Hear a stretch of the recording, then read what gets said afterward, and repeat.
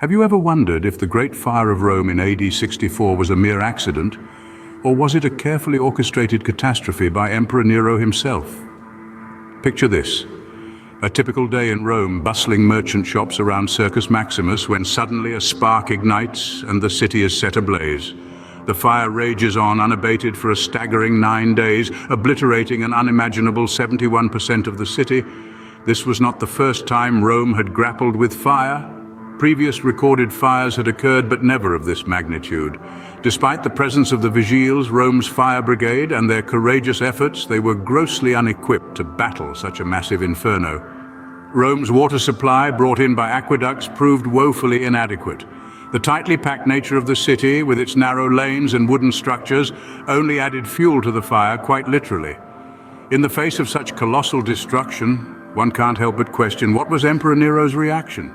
Emperor Nero, renowned for his eccentricities, has long been a subject of controversy when it comes to the Great Fire of Rome. When the flames first erupted, Nero was reportedly in Antium, miles away from the chaos.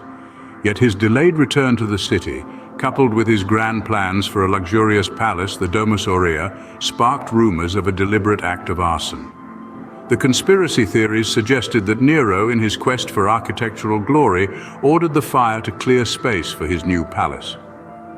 These whispers grew louder as Nero's reaction to the catastrophe appeared more focused on his ambitious construction plans than on the plight of his citizens.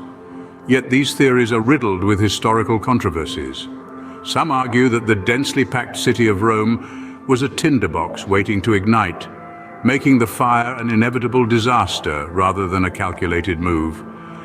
Others question the reliability of the sources, as the primary accounts of the fire have been lost over time, leaving us with secondary narratives from historians like Cassius Dio, Suetonius, and Tacitus. But was Nero the true culprit, or was there another group that bore the brunt of his wrath? In the aftermath of the fire, Nero found his scapegoats in a fledgling religious group, the Christians. This was a strategic move, shifting blame from himself to this minority sect already viewed with suspicion. Nero accused them of arson, creating a narrative that turned the public's ire towards the Christians. It's a story we've heard before, but there are lesser-known tales that reveal the depth of the persecution they faced. Rumors circulated of Christians being used as living torches at Nero's dinner parties, their bodies set ablaze to illuminate the night. Others were clothed in the skins of wild beasts and torn apart by Nero's hunting dogs. These horrific tales, while debated by historians, speak to the extreme brutality faced by Christians during this time. The scapegoating of the Christians was a pivotal moment in their history, marking the beginning of centuries of persecution. Yet, it also galvanized their faith, leading to an expansion that would eventually see Christianity become the dominant religion of the empire. Yet, despite the blame and persecution, the fire marked a turning point in Rome's architectural landscape. The Great Fire of Rome, though a disaster, paved the way for a new Rome. The inferno that ravaged Rome in 64 AD left a blank canvas upon which Emperor Nero painted his vision of a renewed city. One of the most ambitious projects Nero undertook in the aftermath was the construction of his grand palace, the Domus Aurea. This sprawling complex, whose name translates to the Golden House, was a symbol of opulence and extravagance, a testament to Nero's vision of a grander Rome.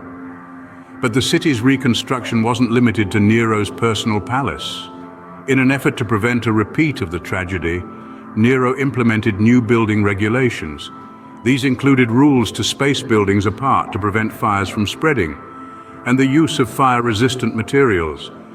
The cost of this massive reconstruction effort was exorbitant, necessitating drastic economic measures. Nero increased taxation and devalued the Roman currency, a move that had far-reaching implications for the Roman economy and its citizens. Thus, the Great Fire of Rome, while a devastating event, was a catalyst for change, giving birth to a new Rome amidst the ashes of the old.